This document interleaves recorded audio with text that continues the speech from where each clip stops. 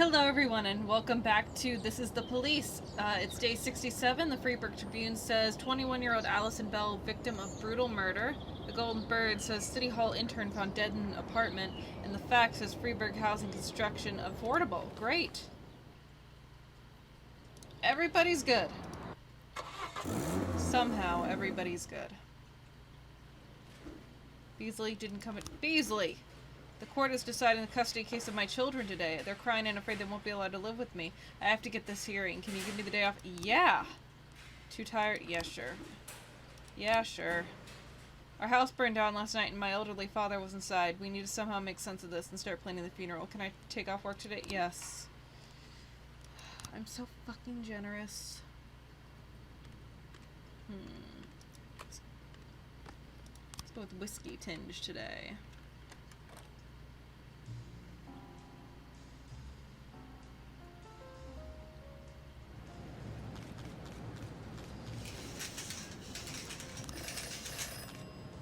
Jack, we hear your employees got on camera and said all sorts of rubbish to discredit you and the Freeburg police.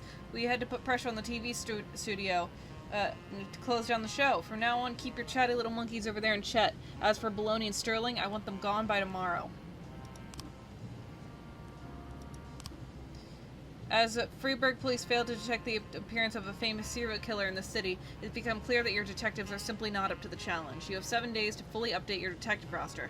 Find some smart young faces, and those other assholes working for you, keep them as far away as the police station as possible. Holy shit. Well, we can get another... Alright, so who needs it? I think Shift B needs it. So we have 1, 2, 3, 4, 5, 6, 7. Then we have 6. So Benny Cross, you're on for Shift B. Great. We're not going to fire Tony Baloney. No way. And we're not going to fire all of our detectives either. There's been drug sales in Chinatown. An old man complained that a suspicious guy was lurking in his about his apartment building. He doesn't live here. I know the faces of all my neighbors. This guy's selling drugs. This sounds like a false alarm, so Dixon and Simpson can go.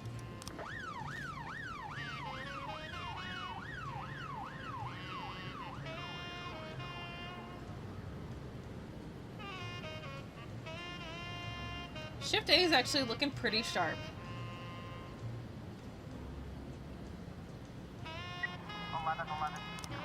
The guy didn't have any drugs. He was only waiting for his girlfriend, who hadn't answered his calls since they quarreled.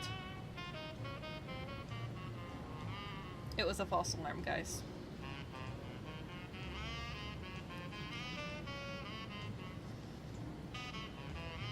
Well, so far, it's been a very quiet day. It's already like 1 o'clock and nothing's happened. One false alarm.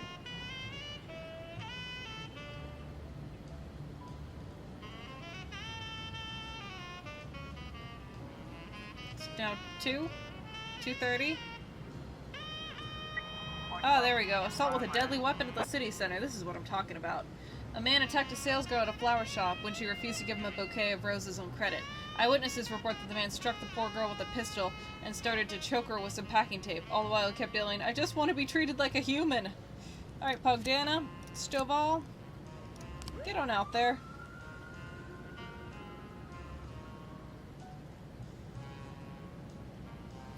Got Markiplier on with us today. That's good. We have like... Good job, guys.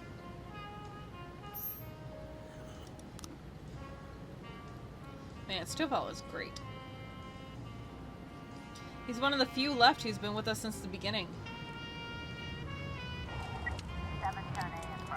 Hostage situation. An armed man wearing what looks like an explosive vest is standing next to an attraction at the ice arena, demanding that the dangerous stuff be dismantled and removed right away. Park visitors and their children are trapped on the Ferris wheel, and the offender is refusing to let them leave. Alright, let's send...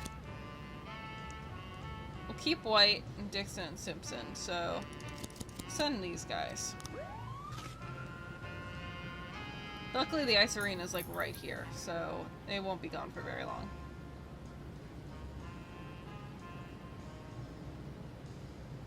It's been such a boring day, we just sent everybody. White still hasn't gone out, though.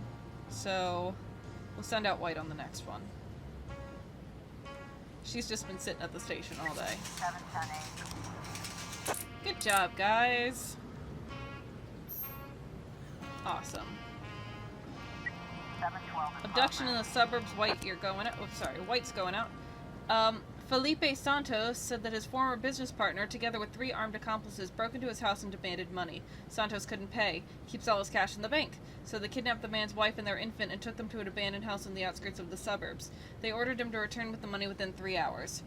His name is Rafael Souza. We created the company 3 years ago. Business was lousy, so he blackmailed me after the first year and forced me to buy him out for a huge sum of money. Now that he's found out that the business turned around and he wants even more. Let's send everybody on this, actually, because we don't have SWAT right now. Because there is an infant on the line.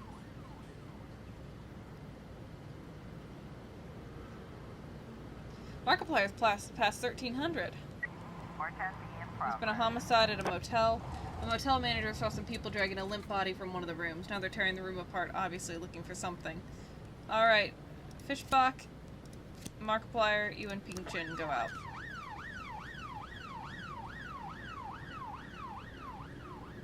Looks like we have A man with a gun in his hand is smoking on the porch of the abandoned house. Go around the house from the back door, arrest the man and go inside, arrest him and go inside. The music inside the house is pumping loudly. 3 armed men are sitting at a table playing cards, and in the corner there's a frightened woman with a child. Is this a Streetcar Named Desire reference? Pull the cord of the music player and order the men to give up their weapons. 712 complete. Good job, everybody!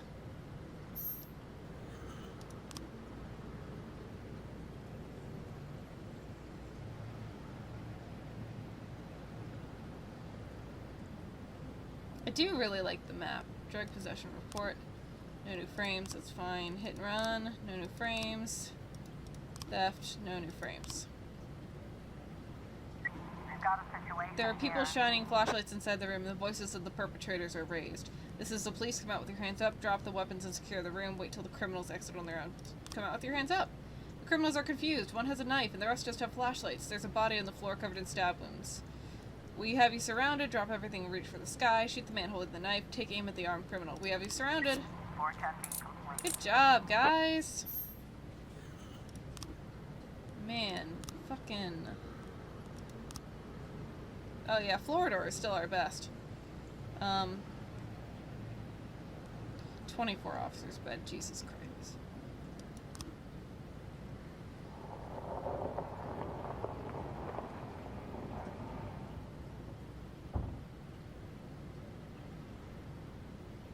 End the day. Pretty successful day. Everyone was good. Oh, we got some story.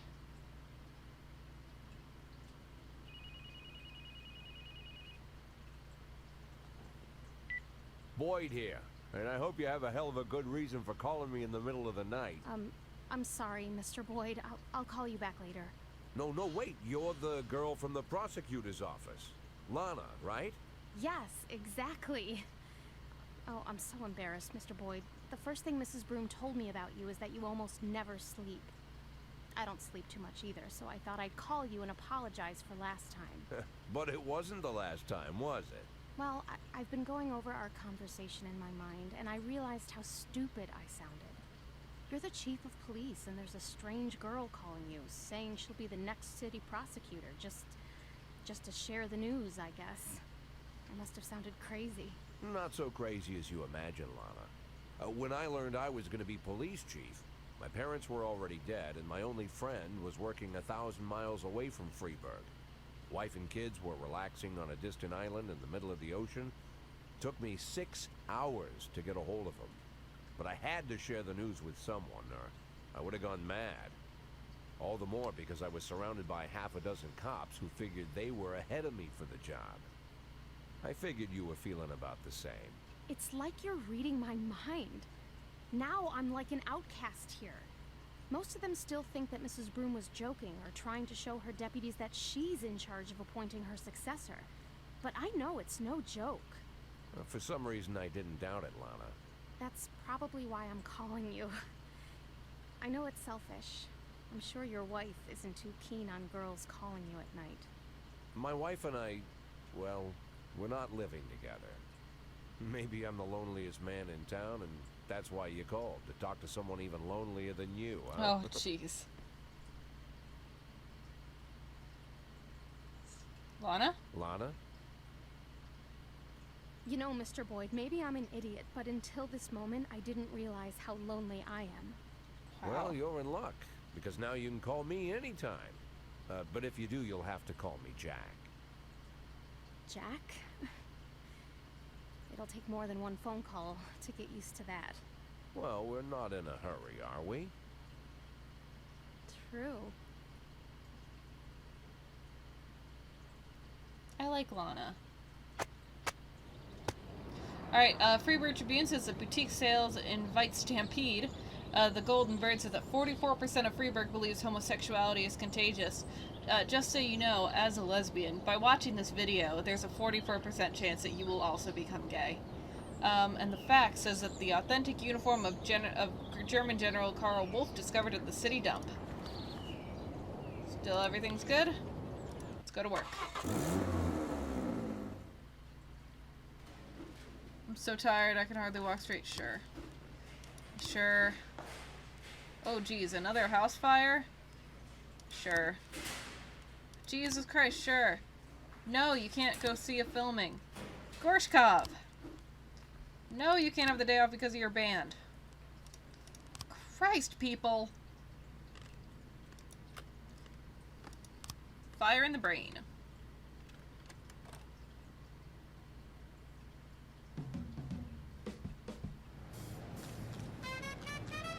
Oh, fuck.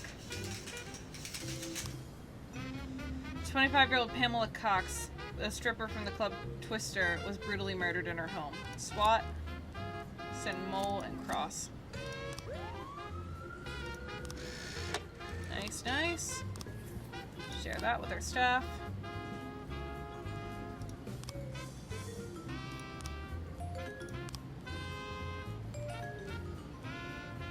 Put 2 more people in that.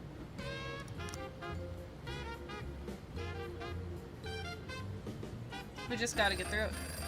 Jack, one of our kids climbed onto the roof and he's talking about suicide. We need you to calm him down and at the same time keep a lid on the situation. Koenig, you can head on out. We need more officers. Florida's a great cop.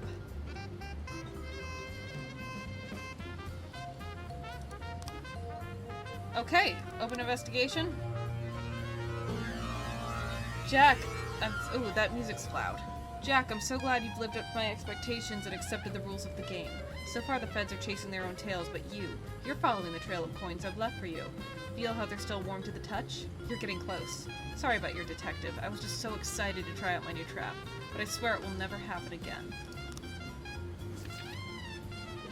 Alright, so we got brass knuckles, a baton, and a lead pipe. And we got, it's just the same, yep, okay. So we got a woman feeding a bunch of animals with a cornucopia that's like filled with gold and gems and shit. Okay.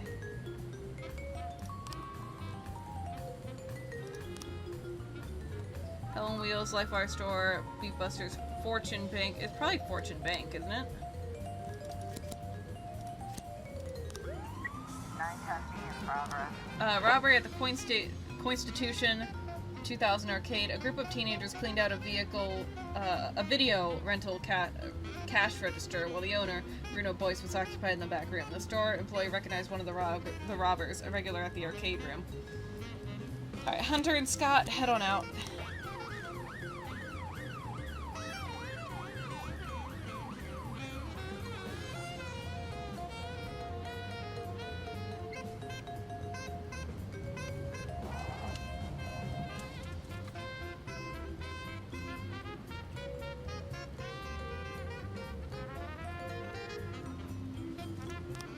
Ah! Looks like we have a situation here. It's a police car. Oh shit, then it's gotta be the police baton. A teenager fitting the description of the offender is playing alone at an arcade console. Confirm with the manager it's the right suspect, which Watchman told his friends were trying to arrest the kid in front of everyone. Let's confirm that it's actually him. 910B complete. Good job, guys!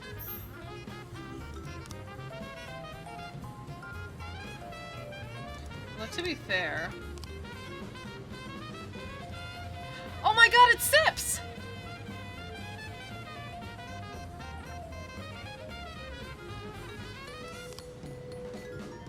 Alright, you know what? You know what? We're gonna get in good.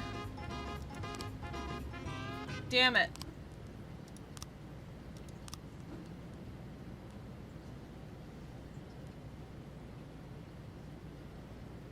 We're gonna fire Tony Baloney.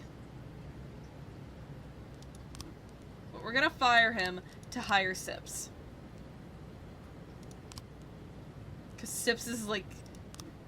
Sips is the reason I even know about this game. Sips is my... No offense to all other YouTubers, Sips is my favorite YouTuber. He's not even a YouTuber anymore, he's a streamer, but I still love watching him so much. Sips is the reason I became a YouTuber. Armed robbery. The silent alarm just tripped at Riverbank Central Branch. It appears that 4 to 6 armed robbers have stormed the bank and locked themselves inside. There are at least 15 visitors inside with them, along with dozens of bank employees. Well, we only have 3 people, so head on out.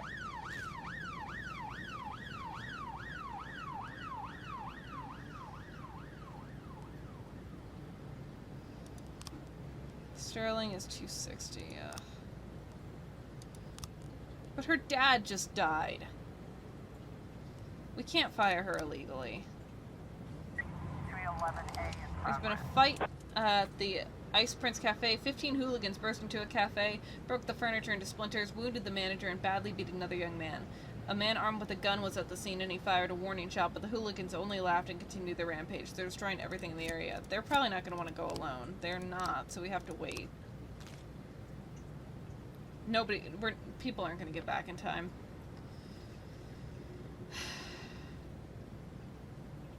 No, it's done. 910C. Good job, guys. We got SWAT's coming back, even though that was the 3rd time. Yeah, we can't get them. We can't do the fight. 311A. Yeah, offender escaped. No! Damn it!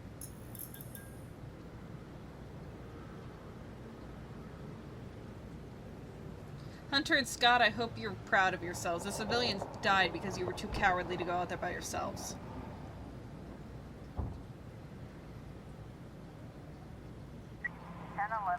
Terror threat at the city center. The police intercepted a radio signal similar to the kind used by terrorist cells. It appears to be preparing a terrorist attack on Freeburg. The radio could only catch short snatches of dialogue, but it sounds like 2 cells, codenamed Green Snake and Jupiter, are going to use something they're calling the Prophet's Hammer to make a giant explosion. Okay, yeah, let's send everybody on this. And hope that nothing else arises. But it's at the city center, which isn't too far away.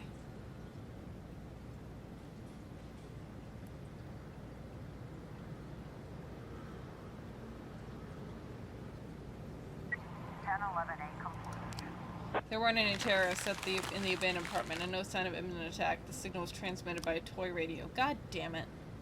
I sent all my officers on that, and burned my last SWAT use. Well, that's okay, it's almost the end of the day.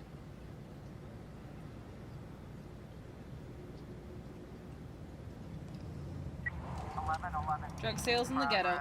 The owner of a small grocery reports that teenage drug pushers are always hanging around the corner outside a shop.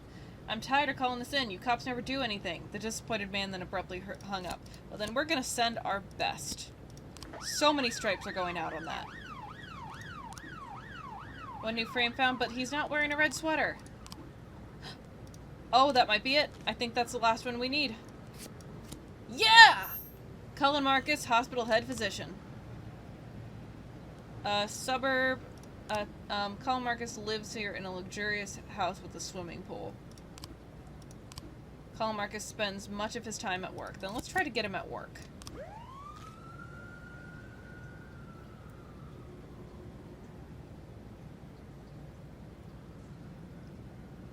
And our head detective is, her. Holding evidence. Jack, what kind of circus are you running over there? Tampering with evidence? Seems your men aren't so loyal after all. Just be glad we don't want to see any more hype in the papers about this dentist of yours. We convinced the prosecutor not to investigate your little sideshow, but we did ask the feds to look into you. They'll be going over your correspondence with a fine-tooth comb. Gorshkov. 1111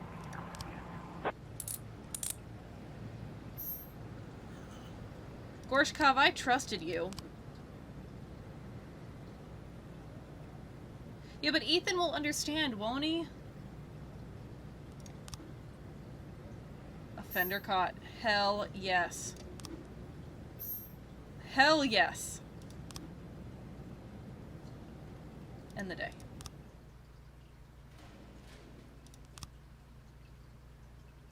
Got some more story. Boyd. Well, finally, Jack. I've been dying to reach you these past 2 weeks, but I thought I should give you some time to recover your strength. How are you feeling? Better than ever, Mr. Sand. Touched by your concern. Well, I hope this doesn't sound too sentimental, Jack. But while you were laying in a coma, I thought about our last meeting many times. It was such a fascinating conversation. You said it yourself. You're a true hunter. No, Mr. Sand, it was you who said that. Was it? Well, it doesn't matter. What is important, Kendrick told me a lot about you, Jack. But I suddenly realized that he didn't give me the whole story. Why is it you only want half? What are you talking The about? $500,000. Why is it you only want to make half? Not a whole million, just half. Not 100,000, but 5. It's a very specific figure. How did you arrive at that number? Well, I was looking at a house a couple hours outside of Freeburg, down the river. I figured to buy it, move the family, and set everything up, I'd need right around 500,000. It's not my style to take more than I need. Ah. I must admit, Jack, I imagined all sorts of reasons, but none of them were close to the truth. Are you disappointed, Mr. Sand? No, not with you, Jack. Quite the contrary. I respect you even more. Well, I'm glad to hear that, Mr. Sand. And now if you'll excuse me, I have to go home and get some sleep. Of course, Jack. I just... Hang up on a mafia boss, that's fine. Take some more pills. Jesus Christ, Jack! Day 69. 25-year-old Pamela Cox, latest victim of brutal murder. Rumor, mayor's favorite stripper found dead in his home. In his home? The fact a giraffe is coming to the zoo. Awesome. Still, everybody's fine with me.